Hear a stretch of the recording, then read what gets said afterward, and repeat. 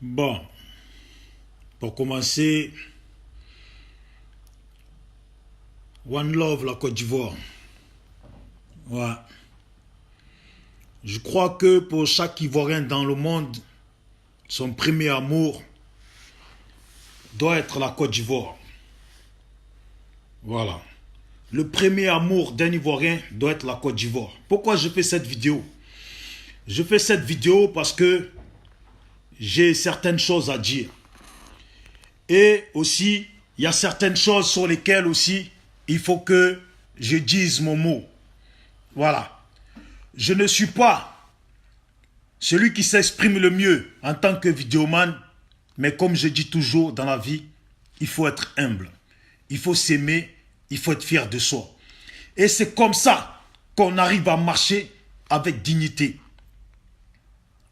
On dit l'histoire fait d'une personne une grande personne, mais en fait, c'est ce que la personne, les actes que la personne pose de bien, qui fait de lui une grande personne aux yeux des autres. Vous voyez? Voilà. Aujourd'hui, on est dans un système. Quand on regarde la Côte d'Ivoire, on est dans un système qui tourne en rond. Un système de violence, un système d'arnaqueurs, un système d'hypocrites, un système des avaristes, un système des gens malhonnêtes. Vous voyez? Beaucoup de gens aujourd'hui, vous avez tous remarqué, nous sommes maintenant nombreux à faire les vidéos. Nous sommes vraiment nombreux, aujourd'hui nombreux en tant qu'Ivoiriens à faire les vidéos. Et aussi nombreux en tant qu'Africains à faire des vidéos. Et chaque Africain, au-delà de son pays, essaye de dénoncer ce qui se passe dans le monde et surtout dans son pays. Je salue ce réveil-là des Africains qui aujourd'hui, avec leur téléphone, n'utilisent pas leur téléphone juste pour envoyer des photos à leurs copines ou aux gens de leur famille. Ils s'en servent aujourd'hui pour dénoncer les choses qui se passent dans notre continent et dans nos pays. C'est très important. C'est très important que l'Africain puisse se réveiller comme ça. Parce que vous savez, beaucoup ou peu d'Ivoiriens ou peu d'Africains connaissent le chemin des études. Vous voyez? Mais aujourd'hui, grâce aux vidéos, beaucoup de gens se réveillent. Moi, dans cette vidéo, je vais parler de Soro Guillaume. Et aujourd'hui, ce qui concerne aussi le président Laurent Gbagbo, Alassane Dramane Ouattara, le ministre Charles Blé Goudé. Au passage, je tiens à saluer la famille de certains de nos frères qui ont mené ce combat et qui sont aujourd'hui oubliés sur la route parce que en prison, parce que emprisonnés et parce que certains ont la tête fixée sur d'autres choses. Donc je tenais à saluer la famille de ce frère-là, qu'on a tous vu, ce jeune frère qui s'appelle Carton Noir. Je tenais à saluer sa famille parce qu'en ce moment, je n'entends plus trop parler de lui. Et vous savez, même si il avait son point de vue, même s'il avait des gens qui lui servaient plutôt d'exemple que moi, Bijou d'Afrique, que le SLPG, eh bien le SLPG, la notion du SLPG, c'est de ne pas oublier ses frères. C'est de ne pas oublier ceux qui souffrent. Et c'est de soutenir ceux qui souffrent. C'est de soutenir ceux qui sont dans la galère, dans la difficulté. Et ceux qui ont mené le combat et qui aujourd'hui, par rapport au combat, ont perdu leur liberté. Vous voyez, ont perdu leur liberté du quotidien parmi leurs frères et leurs parents. Donc je salue la famille de ce jeune frère qui s'appelle Carton Noir. En tout cas, son vrai nom, moi je ne connais pas. Voilà. Et je salue aussi au passage le frère Samba David. Je salue aussi le frère Koa Justin. Je salue aussi tous ceux qui ont soutenu le combat, tous ceux qui ont soutenu le président Laurent Gbagbo. Je salue aussi tous ceux qui soutiennent, qui ne sont pas ivoiriens, qui soutiennent la Côte d'Ivoire. Et je salue aussi tous ceux qui sont ivoiriens et qui soutiennent aussi les autres pays d'Afrique et dans le monde, qui soutiennent aussi les Camerounais, les Gabonais, les Togolais, les Congolais, parce que vous savez, nous sommes ivoiriens, mais le combat ne concerne pas seulement la Côte d'Ivoire. Je salue aussi ce frère-là, Kémy Séba, que au temps d'avant, quand nous militons aussi pour la cause de la Black Nation, on a eu à voir ici à Marseille, quand il a commencé son combat avec la Tribuca. Il y en a qui l'ont connu bien longtemps après nous, mais nous sommes là, et depuis le début, nous sommes là.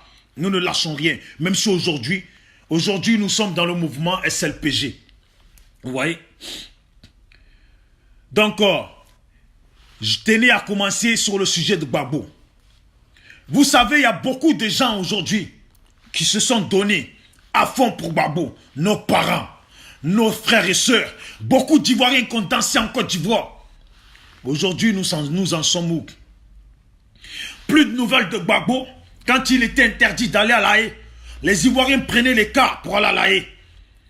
Pour dire leur ras-le-bol. Aujourd'hui que Gbagbo est en liberté, disons à moitié en liberté, personne ne fait l'effort de dire aux Ivoiriens où se trouve Gbagbo. Donc quoi? Devons-nous considérer que Gbagbo est encore plus en prison que quand il était à la CPI? Parce qu'au moins à la CPI, on savait qu'il était à la CPI. On savait, certains avaient la motivation de prendre au moins le cas pour aller devant la CPI pour dire leur ras-le-bol. Vous voyez? Ou devant la haie pour dire leur ras-le-bol. Mais aujourd'hui, Gbagbo est sorti. Gbagbo est bien quelque part. Mais ce quelque part, c'est où? On dit quand un homme marche, il laisse des traces. Alors où sont les traces de Gbagbo? Parce que c'était bien les traces de Gbagbo que les Ivoiriens suivaient. Aujourd'hui, il n'y a plus de traces de Gbagbo. Il n'y a plus de traces de ce frère Blé Goudé. Alors que quand Blé Goudé est sorti, nous l'avons bien vu en vidéo, en train de parler à sa famille, en train de dire à sa famille que le billet sera pris pour qu'il puisse aller le rejoindre. Alors aujourd'hui, tous les porte-paroles du ministre Blé Goudé, vous êtes où aujourd'hui? Vous avez disparu, vous ne dites rien sur Blé Goudé. Hier, on a vu Hervé, Djedje et Tamiral Choco. Moi, je ne soutiens pas eux leur démarche. Je ne suis même pas leur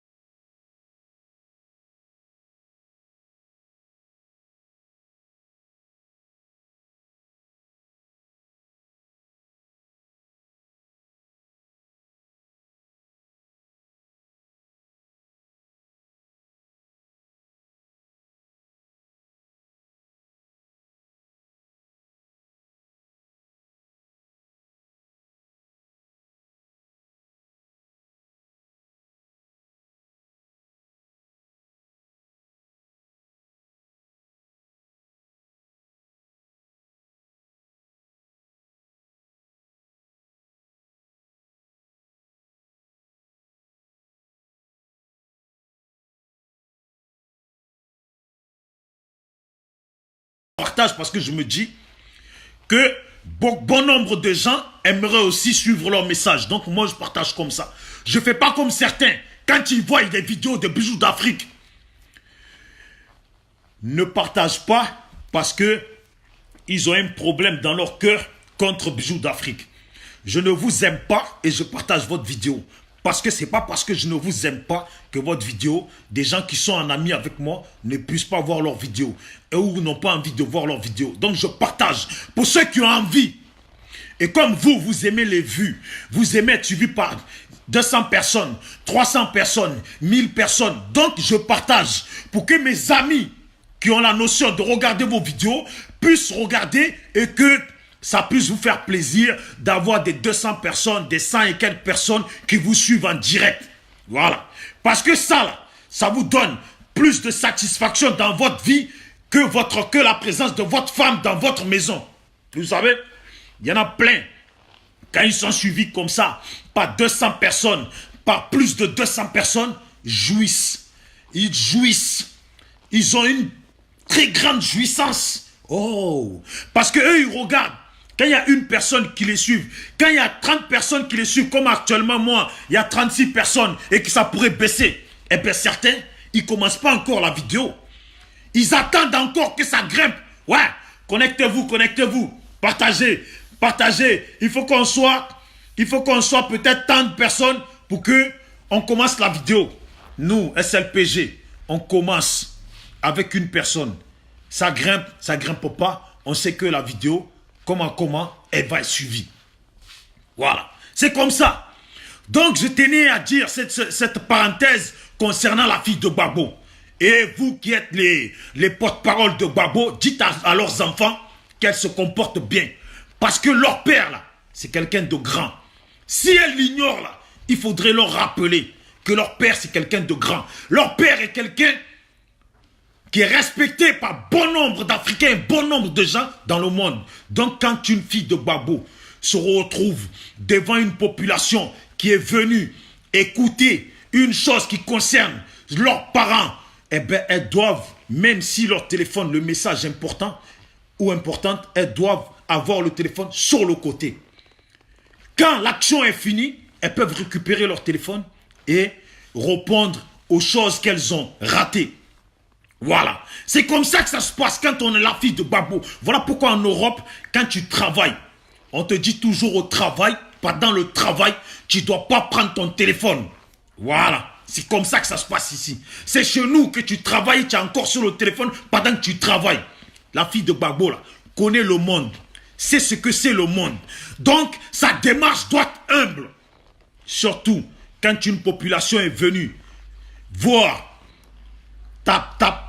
ta maman ou la femme à ton père, hein, cette femme qui est sortie de prison, qui a souffert en prison, tu dois avoir une notion de respect. Une notion de respect et être une fille digne qu'on parle de toi avec quoi? Respect et considération. C'est comme ça que tu dois être quand tu es la fille de Gbagbo. Vous avez vu ça, vous, avec les enfants de Nelson Mandela? Vous avez vu ça, vous, avec des enfants de d'autres personnes? Non, c'est qu'avec vous, là, en Côte d'Ivoire, fille de Gbagbo, là, qui faites comme ça. Maintenant, comme je disais, Willy Bla, Maïliba, Tamiral Choco et Hervé Djedje et d'autres, vous qui êtes aussi dans la crainte que Gbagbo ne puisse pas mourir, qu'on n'empoisonne pas Gbagbo, et vous qui envoyez des balivernes comme ça sur la toile quand ça vous chante, quand vous voulez qu'on vous suive. Hier, vous étiez suivi par 3 personnes dans vos vidéos. À force de raconter de la merde et de vous inventer des vies, à force de mentir à longueur de journée, à longueur de temps, aujourd'hui, vous êtes suivis par des 100, 200, 300 personnes. Et parce que vous êtes suivis par des 100, 200, 300 personnes, vous vous autorisez à raconter de la merde dans vos vidéos. Moi, je vous dis la vérité, moi. Je vous dis la vérité. Des Tamiral Choco, militaires fuyards. Voilà. Moi, je te dis la vérité. Je suis désolé. Le jour que tu me crois, si tu veux, gifle-moi. Voilà. Mais en tout cas, là, moi, je te dis ce que je pense. Je ne suis pas hypocrite. Les avec Djedje qui se lève, qui font des vidéos en direct. Oh, on va empoisonner Gbagbo. Mais tu as pris les Ivoiriens pour des gens bêtes ou quoi, Hervé Djedje? Si toi tu es bête et ta bêtise te nourrit, à ce que tu puisses dire des conneries, sache que nous aussi nous sommes sur la toile pour réveiller nos parents. Quand Blanc aurait pu tuer Gbagbo, quand ils l'ont pris dans son bunker, ils ne l'ont pas tué.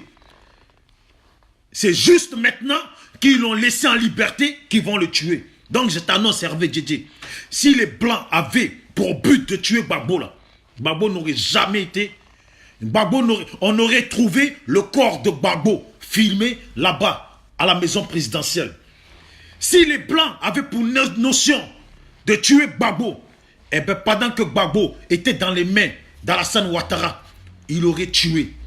Parce que s'il voulait, il pouvait faire ce qu'il voulait. Ils ne l'ont pas fait.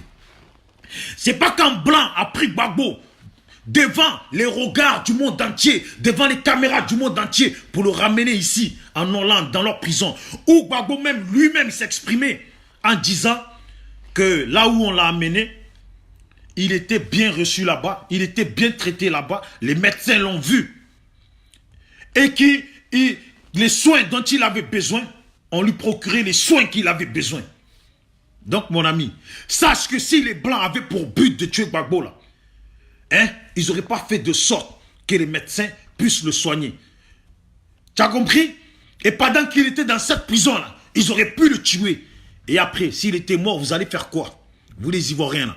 Vous les pro-Gbagbo, parleurs pour rien, là. Vous aurez fait quoi? Rien. C'est pas maintenant que ces mêmes Blancs ont libéré Gbagbo qu'ils vont l'empoisonner. Donc si il doit avoir poison sur Gbagbo, là, c'est que c'est vous les pro-Gbagbo qui avez empoisonné Gbagbo. Voilà. Parce que si Alassane aurait voulu tuer Gbagbo, là, il aurait tué pendant qu'il était dans ses mains. Donc si Gbagbo meurt de poison, c'est que c'est vous, les voyants, les prophètes, les pro-Gbagbo malhonnêtes, hein, les hypocrites, c'est vous qui aurez tué Gbagbo. Mais ça, c'était la parole.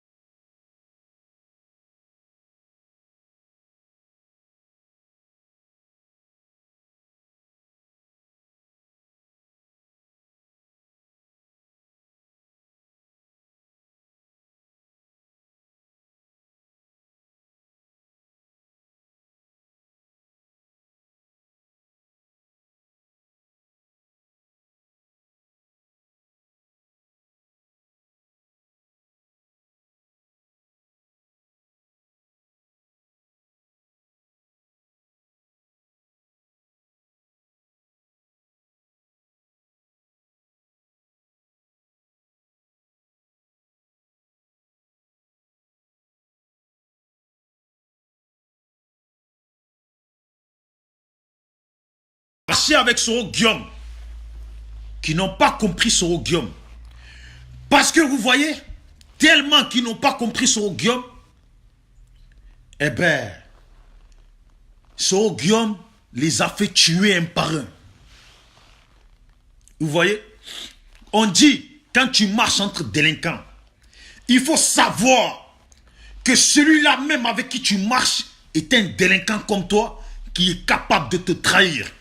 C'est comme ça. Nous ici à Marseille, quand on marche avec nos amis qui sont capables de tuer, qui sont capables de te voler, qui sont capables de te trahir, eh bien il faut savoir que toi tu n'es rien. Ton propre collègue peut te trahir demain pour le même bien que vous cherchez. Pour le même bien, ce bien-là qui est l'argent. Le bien de l'argent, le bien-être que l'argent donne aux délinquants. Donc Soro Guillaume, dans sa démarche de dire qu'il voulait prendre le pouvoir, parce qu'on ne prend pas le pouvoir sans penser au confort du pouvoir et de l'argent. Ça, c'est ça qui est la réalité. Donc quand IB, lui, il a appelé, ou il a pris Soro Guillaume avec lui, il a pris Soro Guillaume par rapport à l'intelligence de Soro Guillaume. Mais lui n'a pas pensé derrière l'intelligence de Soro Guillaume ce que Soro Guillaume aurait pu faire ou pourrait faire dans sa démarche. Vous voyez, IB s'est convaincu qu'il était le boss de la rébellion et que Soro Guillaume n'était que son simple porte-parole à qui il pouvait dire A, B et que Soro Guillaume allait exaucer. Vous voyez? Il s'est trompé sur sa route. Et voilà ce qu'il a récolté à la fin. Il s'est fait tuer. Il s'est fait trahir d'une façon malhonnête, mais qui est une façon délinquante, qui est dans la position de la délinquance, qui est valable dans la position de la délinquance. Soro Guillaume a fait une rébellion. Voilà Gbagbo qui l'a pardonné. Est-ce que vous avez entendu Soro Guillaume dire qu'il regrettait une fois ce qu'il a fait pendant que Gbagbo l'a pardonné? Est-ce que Soro Guillaume a dit une fois qu'il regrettait ce qu'il a fait? Moi, en tout cas, je n'ai pas vu une vidéo dans laquelle Soro Guillaume disait qu'il regrettait ce qu'il a fait quand Gbagbo l'a pardonné à lui et ses rebelles. Est-ce que vous avez entendu Ouattara dire une fois qu'il regrettait ce qu'il a fait? Moi, celui qui a vu la vidéo, envoyez-moi là. Vous voyez? Et c'est aujourd'hui, quand Soro Guillaume a encore trahi Gbagbo, en 2010, et qu'ils ont foutu la guerre dans le pays, il y a plus des milliers et des milliers d'Ivoiriens qui sont morts, des milliers des Ivoiriens qui se sont retrouvés en prison, dont plus de la moitié sont morts en prison. C'est après ça que vous attendez que Soro Guillaume puisse reconnaître la faute de ce qu'il a fait, alors qu'il n'a pas reconnu la faute dès le départ en 2002, où il y avait eu, on va dire, où il y avait eu quelques morts qu'on aurait pu leur pardonner, qu'on aurait pu oublier, qu'on a voulu oublier, sur les choses qu'on a voulu passer. Et vous maintenant, pendant que Soro Guillaume est conscient qu'il y a eu trop de gens qui ont été massacrés en 2010, il y a eu trop de gens en prison, il y a eu trop de gens qui ont été trahis.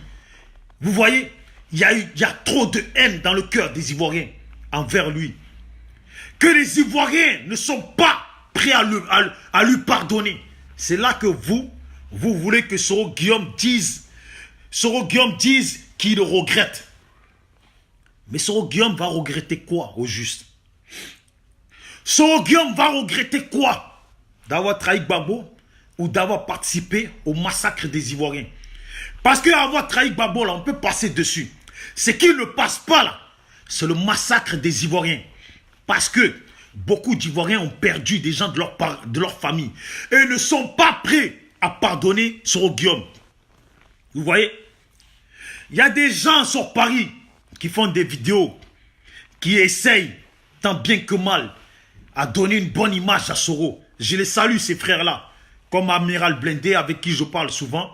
Quand le temps me le permet, je parle avec lui. Et beaucoup d'autres vidéomans qui parlent peut-être avec les frères dessins animés ou autres, qui sont là, qui font des éloges de son Guillaume. Mais au fond d'eux, ils savent très bien. Vous savez, une réalité, quand elle est réelle, on ne peut pas incruster le mensonge dedans. Tu ne peux pas incruster le mensonge au milieu du réel. Vous savez, c'est ça qui est la vérité. Ces frères-là, Zoulou de Bogota, oh, comment il s'appelle, Ahmed, oh, je sais pas quoi, Konaté le tigre, oh, Souley de Paris, tous ces frères-là qui essayent de faire les éloges de Soro Guillaume, au fond d'eux, ils savent que la réalité qui concerne Soro Guillaume là, ils ne peuvent pas mettre du mensonge dedans.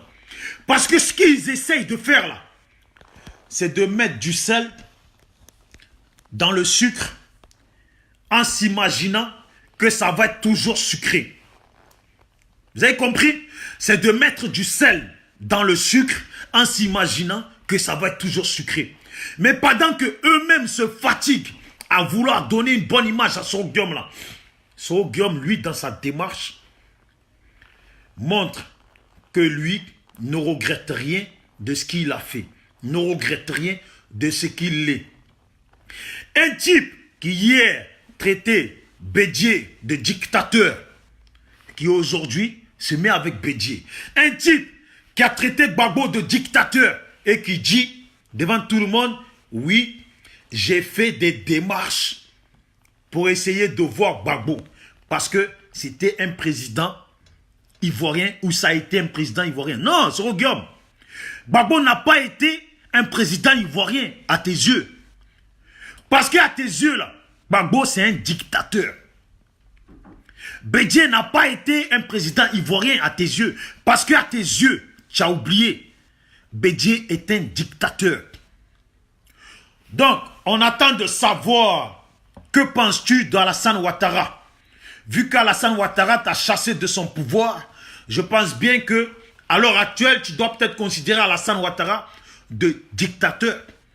Mais on attend d'entendre ça de ta bouche. Soro Guillaume, Gbagbo t'a mis Premier ministre. Gbagbo ne t'a pas chassé du pouvoir. Parce que Gbagbo voulait la paix de la Côte d'Ivoire. Et il était prêt à faire avec toi. Même s'il devait passer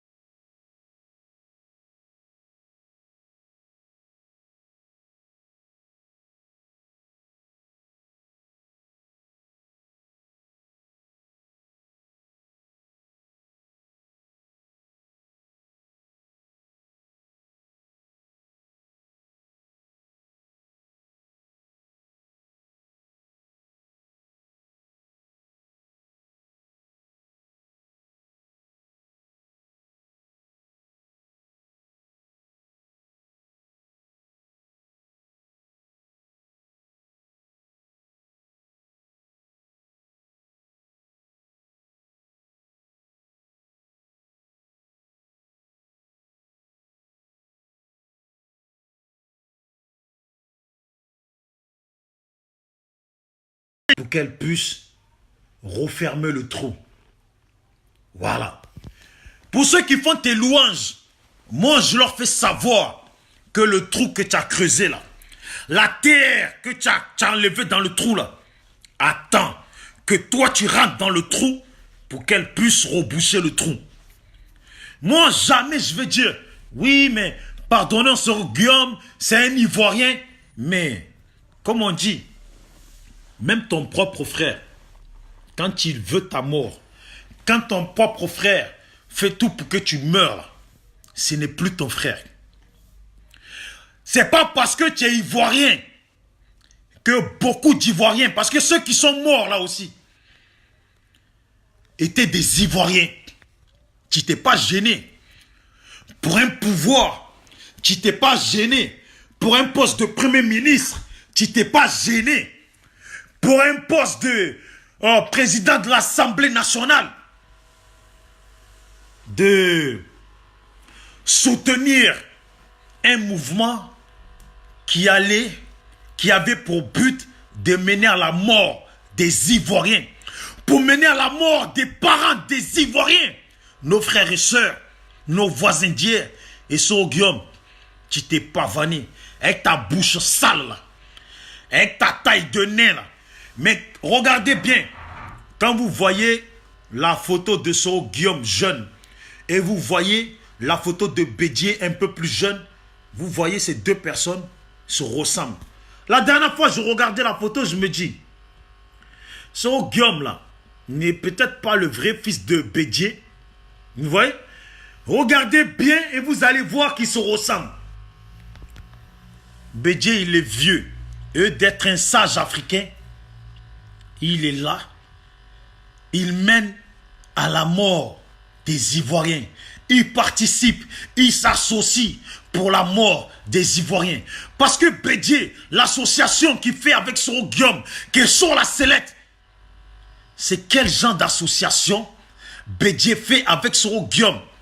Et quel genre d'association Bédié n'a-t-il pas fait pour être à l'abri? Bédié a fait association avec Alassane Ouattara, sachant très bien qu'Alassane Ouattara avait pour but de massacrer les Ivoiriens. Bédié a fait association avec Alassane et Soro Guillaume. Aujourd'hui, Bédié fait encore association avec Soro Guillaume contre Alassane. Alors que l'issue de cette association et l'issue de cet affrontement, nous on la connaît déjà. Vous voyez? Mais que voulez-vous à la Côte d'Ivoire? Que voulez-vous aux Ivoiriens? Mais tout ça aussi, c'est de la faute des Ivoiriens. Parce que vous voyez des massacres qui se préparent contre vous. Et vous soutenez des gens qui vont créer ce massacre-là. Vous pensez que quand ce massacre va avoir lieu, vous-même là, vous serez à l'abri? Hein? Big up à mon frère Rassi.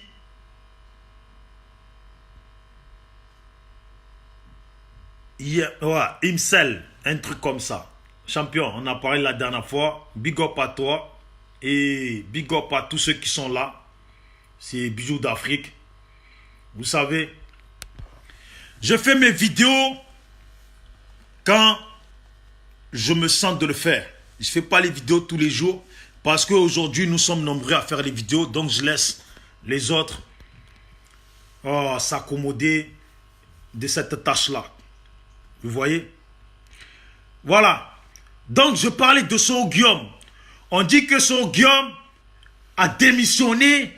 Et lui, il dit, c'est Alassane Ouattara qui l'a fait démissionner. Qui l'a poussé à la démission. Mais Soro Guillaume, toi, tu ne sais pas, toi, que quand ça ne va plus, là, quand ta femme...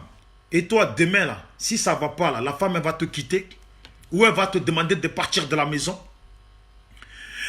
Quand ça ne va pas avec une personne, quand ça ne va pas dans une organisation, tu le sais très bien qu'Alassane n'avait pas besoin de te dire de quitter son pouvoir. Ou de quitter le poste où tu es. C'est toi-même qui aurais dû quitter ce poste-là. Avec dignité et fierté. Mais comme tu es un jeune... Comme l'a dit Alassane, que oui, tu as un fils qui veut se jouer aux rebelles. Mais il te faut du temps pour que tu comprennes. Ça veut dire, Alassane Ouattara, tu as laissé le temps de te rendre compte que la position que tu prenais n'était pas bonne pour toi et aussi bonne pour ta sécurité. Tu vois? Et comme tu as voulu insister dessus, eh bien, il t'a fait comprendre que, fils, tu vois, la place où tu es, c'est moi qui t'ai permis d'être là. La sécurité que tu as qui te permet de voyager, venir, circuler dans le pays, c'est grâce à moi que tu l'as. Voilà. Donc à un moment donné, comme tu n'es pas reconnaissant, c'est normal qu'ils te disent de démissionner. Mais toi-même, quand tu vois que ça ne le fait plus avec la personne, tu aurais dû démissionner de toi-même. Est-ce que tu avais besoin qu'Alassane Ouattara te dise de démissionner? Hein, Soro? Est-ce que tu avais besoin qu'Alassane Ouattara te dise de démissionner? Quand ça ne va pas là, toi-même, tu prends de l'avance. Tu démissionnes. Parce que comme tu as peur qu'on te trahisse ou qu'on t'envoie à la CPI, comme tu as peur de ne plus avoir ton immunité qui te protège, donc, comme tu es là, tu restes là, tout en tenant tête à la personne qui t'a mis là ou qui t'a permis d'être là. So, Guillaume, on dit que, et moi-même je dis que tu es intelligent, mais tu as vu 2 fois. Comme je disais toujours un jour, l'intelligence est de la science, mais sommes-nous conscients des actes de notre conscience? Tu vois, sur Guillaume, tu fais des choses en parlant tel un savant. Mais après, dans certaines choses, on constate que tu n'es pas si savant que ça. Tu vois, parce qu'un savant est un homme sage qui sait prendre les décisions sagement et d'avance. Quand tu vois qu'avec Alassane, ça ne le fait plus, qu'Alassane est plutôt du côté d'Ahmed Bakayoko, normalement, sagement, tu dis, je m'écarte de ce pouvoir-là avec qui ou laquelle ça ne le fait plus. Voilà. Et tu te recules. Tu vas te reposer quelque part. Tu fais un peu le silence autour de toi. Tu laisses les gens se poser les questions. Où est Soro Guillaume? Que devient Soro Guillaume? Et tu vois si les gens ont vraiment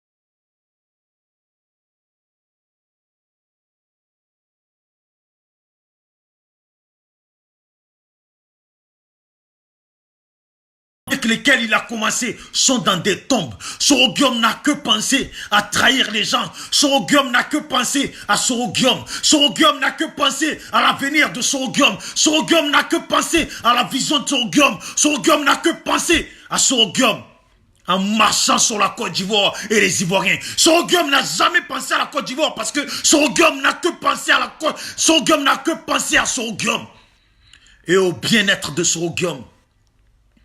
Voilà ce à quoi Soro Guillaume a pensé.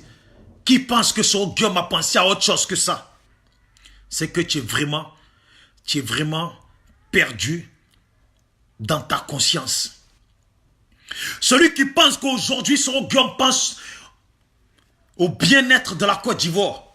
Mais dites-moi, qu'est-ce le bien-être de la Côte d'Ivoire? Et que pourrait être le bien-être de la Côte d'Ivoire pour Soro Guillaume, à part le bien-être de Soro Guillaume en Côte d'Ivoire? Parce qu'aujourd'hui, nous sommes dans cette ligne, où Soro Guillaume est dans cette ligne du bien-être de Soro Guillaume en Côte d'Ivoire, et pas le bien-être de la Côte d'Ivoire pour Soro Guillaume. Vous avez compris? Je ne sais pas si je me fais bien comprendre. Mais c'est ça qui est la vérité. Soro Guillaume pense à la sécurité de Soro Guillaume. Soro Guillaume sait qu'il y a beaucoup de choses qui l'attendent au tournant. Donc Soro Guillaume pense au bien-être de Soro Guillaume. On a gueulé, beaucoup de frères ont gueulé pour le bien-être de l'Afrique. Mais l'Afrique s'est détruite, pays par pays. L'Afrique s'est détruite. Comment voulez-vous que l'Afrique avance quand chaque pays d'Afrique est détruit par les enfants africains, par les enfants de ces pays-là? Après bon nombre de massacres, vous voulez qu'on aille à la paix. Mais quelle paix? De quoi on parle? Mais dites-moi de quoi on parle? Quelle paix? Expliquez-moi, vous voulez quelle paix? Bon, je vois qu'on m'appelle, mais je vais essayer de terminer pour essayer de reprendre l'appel parce que, voilà, c'est quelqu'un d'important qui m'appelle aussi. Donc, je vais quitter sur la page Soro Guillaume et aller sur la page le parrain des parrains, le parrain du crime africain, le parrain de la déstabilisation de l'Afrique, le parrain qui veut tout sauf le bien de l'Afrique, le parrain qui veut tout sauf le bien de la Côte d'Ivoire, Alassane Dramane Ouattara, le parrain du crime en Côte d'Ivoire, le parrain du massacre en Côte d'Ivoire, le parrain Alassane Dramane Ouattara. Celui-là même qui un jour disait que Gbagbo ne voulait pas quitter le pouvoir et qu'on ne pouvait pas faire 3 mandats et que Gbagbo était affamé du pouvoir. Voilà ce même parrain aujourd'hui qui dit à 6 mois après des élections, je dirai ma position. Mais la position ne se dit pas à 6 mois après. La position se dit 1 an avant Alassane Dramane Ouattara. La position se dit 1 an avant Alassane Dramane Ouattara. Et Alassane Dramane Ouattara, tu es trop vieux. Ou c'est parce que tu as trop fait massacrer les Ivoiriens que tu as peur de quitter le pouvoir. Ou c'est parce que toi et ta femme, et toi et tes compatriotes venant des 4 coins de l'Afrique, vous avez tellement massacré les Ivoiriens que vous ne voulez pas lâcher le pouvoir. Mais Alassane Dramane Ouattara, comme disaient si bien les Ivoiriens, tu as tiré à terre. Parce que ce pouvoir-là, tu vas perdre ce pouvoir-là. Ça ne sert à rien de se fatiguer. Alassane, pour que tu gagnes le pouvoir, la seule façon pour toi, pour que tu gardes le pouvoir, est que, une fois de plus, tu massacres les Ivoiriens. La seule façon, mes parents ivoiriens, que Alassane peut adopter ou utiliser pour garder le pouvoir en Côte d'Ivoire, et encore, et une fois de plus, qu'il massacre les Ivoiriens. Et encore, et une fois de plus, qu'il nous ramène encore une plus grande rébellion que celle que la Côte d'Ivoire a connue. Il n'y a que comme ça, Alassane Dramane Ouattara, que toi, tu vas pouvoir garder le pouvoir en Côte d'Ivoire. Sinon, là, si c'est sur le terrain noble des élections, sans trucage, là, élection en Côte d'Ivoire, là, gagner élection en Côte d'Ivoire, là, pour toi, là, Alassane Dramane Ouattara, c'est fini, c'est mort, c'est niet. Parce que, si je ne suis pas bête, quand ton porte-parole, Ahmed Bakayoko, annonce que les élections 2020 sont déjà bouclées, cette façon de boucler les élections 2020, là, si ce n'est pas à travers le massacre encore des Ivoiriens ou la guerre encore en Côte d'Ivoire, je ne vois pas et aucun Ivoirien ne voit de quelle façon vous pouvez boucler une élection qui n'a pas encore eu lieu, si ce n'est pas en ayant déjà préparé une future rébellion ou massacre en Côte d'Ivoire. Vous voyez? Le futur nous dira la vérité. Le futur nous parlera encore de ce type-là, Alassane Dramane Ouattara, qui a fait d'un président burkinabé un Ivoirien. Vous voyez? Parce que, vu que maintenant Blaise Compaoré est Ivoirien, ça veut dire Blaise Compaoré pourrait aussi décider de se présenter aux élections en Côte d'Ivoire, vu qu'il est Ivoirien. Et pourrait aussi devenir un premier ministre ou un ministre ou autre en Côte d'Ivoire. Alassane Dramane Ouattara a tout fait en Côte d'Ivoire et a tout fait de la Côte d'Ivoire. Même celui-là même qui a créé et qui a la tête du massacre des Ivoiriens, Nicolas Sarkozy, est aussi nommé en tant qu'ambassadeur des Ivoiriens au Qatar. Mais il y a quoi la Côte d'Ivoire? Que Dieu nous protège. Vraiment que Dieu protège la Côte d'Ivoire. Parce que si Dieu ne protège pas la Côte d'Ivoire, je ne sais pas ce que va devenir la Côte d'Ivoire. Ils ont comploté, même le roi du Maroc.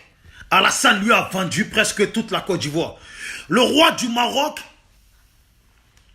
a participé et a comploté pour ne pas que Gbagbo puisse être autorisé à rentrer dans son pays. A comploté pour que Gbagbo soit acquitté.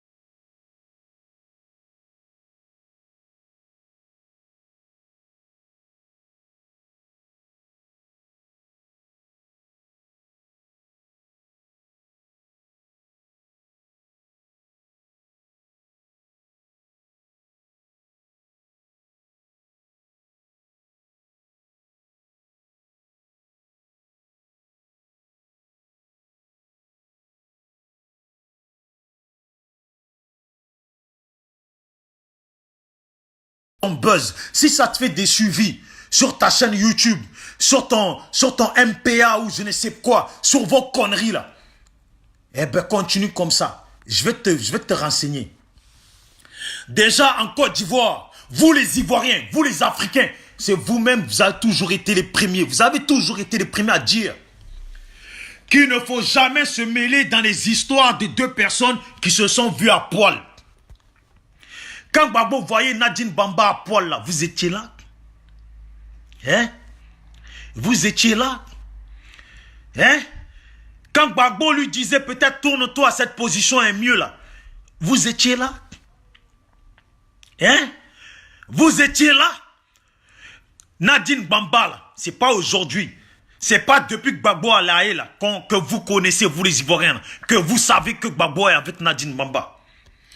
Parce que moi, de ce que je sais, c'est que c'est depuis les années 2000 que Gbagbo est avec cette femme. Et vous les Ivoiriens, là, vous étiez tous au courant. Simone Gbagbo était au courant de ça. Qu'est-ce qu'elle a dit sur ça, Simone Gbagbo? Hein? Et qu'est-ce qu'elle pouvait dire sur ça, Simone Gbagbo? Hein? Aujourd'hui, vous chantez sur tous les toits. Nous, c'est Simone Gbagbo, on connaît. Nous, c'est ça, on connaît. Mais Simone Gbagbo, là, elle connaît Nadine Bamba. Voilà. Elle connaît Nadine Bamba. Et vous-même, là, vous la connaissez. Et je vais vous parler maintenant en fonction de justice qui concerne la prison. Quand tu es en prison, quand il t'arrive un problème de justice et que tu es en prison, là, je vais vous dire, les premières personnes qui sont renseignées, que la justice européenne donne des renseignements là, ce sont tes parents directs. Ça veut dire ton père, ta mère, ta soeur, ton frère, tes enfants et surtout, tes femmes ou ta femme. Vous voyez? Ça veut dire quand tu es en prison là, et que tu as un avocat là, quand ton avocat doit renseigner quelqu'un là, renseigne d'abord ta femme. Vous avez compris? Il renseigne d'abord ta femme et tes parents. Nadine Bamba est considérée comme la femme de Gbagbo. Et vous-même là, vous le savez depuis fort longtemps. Donc si Gbagbo est en prison, que Simone Gbagbo est en prison, parce que même si Simone Gbagbo était dehors là, les avocats de Gbagbo étaient dans l'obligation de donner des informations à Simone Gbagbo et à Madame Nadine Bamba. Vous le voulez, vous ne le voulez pas, c'est comme ça que ça marche. Donc, l'autre énergumène là, dit comment ça se fait, cette femme a pris une maison en Belgique. Et comment? Parce qu'elle savait tout. Mais encore heureux, mon frère, qu'elle sache tout. Parce que là, c'est elle qui est la première personne renseignée. Voilà. C'est elle. Ce que vous ne savez pas là. Ce que Abdraman Sangaré ne savait pas là. Ce que les autres ne savent pas là. C'est elle d'abord qui le sait. Vous pensez que quand Gbagbo était à La Haye là, quand vous tous là qui avez visité Gbagbo là, vous avez demandé permis de visite. Mais il faut d'abord que le permis de visite soit validé par Gbagbo pour que vous puissiez aller voir Gbagbo. Ce n'est pas les avocats de Gbagbo qui valident le permis de visite. Si vous êtes bien renseigné là. Si vous n'êtes pas renseigné, je vais vous dire. Quand tu es en prison et que quelqu'un, même ta propre femme, demande permis de visite là, hein, voilà, c'est signé, c'est ta femme, toi tu valides et elle vient. Si toi maintenant là, tu n'as pas envie de valider là, tu ne valides pas. Et tant que tu n'as pas validé là, elle ne vient pas. Tu as compris? Ça veut dire quand Nadine Bamba a demandé le permis de visite pour aller voir son mari en étant la femme de Gbagbo là, ce permis a été soumis à Gbagbo. Gbagbo a accepté ce permis. Et c'est là que cette femme a eu la permission de pouvoir aller voir Gbagbo. Et ce permis a été fait avec l'accord et la démarche des avocats de Gbagbo. Vous avez compris ça? Ivoirien illettré, Ivoirien illettré qui ne connaissent rien, qui aiment bien gueuler sur les toits pour rien. Ça veut dire ce permis de visite là a été demandé par le biais de mettre à titre tous les représentants d'avocats de Gbagbo, mais l'avocat de Gbagbo en titre. Et ceux qui ont visité Blé Goudé, les permis de visite ont été aussi faits et validés par le biais des avocats et surtout de Blé Goudé. Tous ceux qui ont visité Blé Goudé, il fallait que Blé Goudé accepte la visite. Tant que ce n'est pas accepté par Blé Goudé, tu ne peux pas aller visiter Blé Goudé. Ni Gbagbo. Vous avez compris? Donc si cette femme a visité Gbagbo, c'est parce que Gbagbo a accepté que cette femme puisse aller le voir. Et votre problème à vous est où? Dans tout ça. Si cette femme est partie visiter Gbagbo, est-ce que vous savez que dans les prisons européennes, quand tu visites là, hein, tu as des moments de visite, certains moments de visite où tu peux passer des 2 heures ou même des 2 jours de visite. On vous laisse dans une chambre et toi et ta femme, vous faites ce que vous avez à faire. Hein? Donc si cette femme-là, à un moment visité, parmi ces visites-là, a visité Gbagbo et a eu des moments d'intimité avec Gbagbo, ou peut-être elle a couché avec Gbagbo là. Hein? Quand Gbagbo prenait son plaisir là. Hein? Bon, vous n'avez pas dit à Gbagbo. Mais pourquoi vous-même, vous ne vous êtes pas adressé directement à Gbagbo pour lui demander comment ça se fait qu'il accepte que sa femme, avec qui il a un enfant, lui rende visite. Hein? C'était à Gbagbo qu'il fallait demander. Gbagbo, comment ça se fait que tu acceptes que ta femme, Nadine Bamba, que nous les Ivoiriens, nous ne voulons pas, te rendre visite? Vous avez des foutaises, vous. Vous avez des foutaises. Un homme a sa femme. Un homme a sa femme avec laquelle il a son enfant. Et il a peut-être envie de voir son enfant.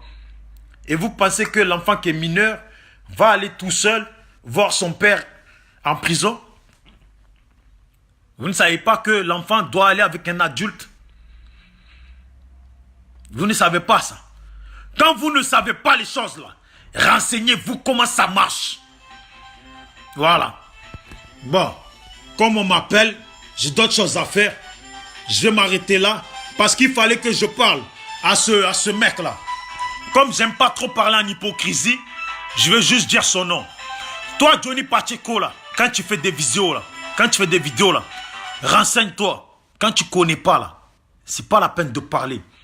Vous qui avez reproché, quand tu dis, ouais, la femme, elle est partie en Belgique. Mais mon ami, sache que si Gbagbo devait aller en Belgique, les premières personnes qui ont pu savoir et qui ont su en premier que Gbagbo devait aller en Belgique, c'est bien sûr ses femmes et sa femme, celle qui est en liberté, et sa famille. Tu comprends pas? Après, viennent les porte-paroles, les je sais pas quoi.